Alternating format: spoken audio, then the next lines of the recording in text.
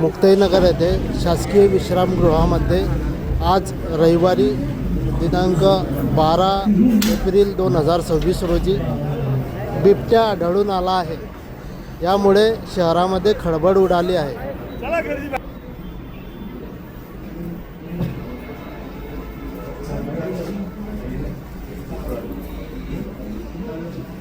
खाली आहे का तो? इकडे नाही उघडू नका। कोण उचलत नाही देते म्हणजे काय हे काय लोकांचा जीव मुठीत धरून लोक बसलेले आहे आणि तुमचे लोक बाहेर झोपले आहे तिथे ती सगळ्यांना फक्त वेगळ्या पद्धतीने स्वप्न पडताय ना। रेस्क्यू टीम तुमची किती वेळा देईल ते सांगा मला।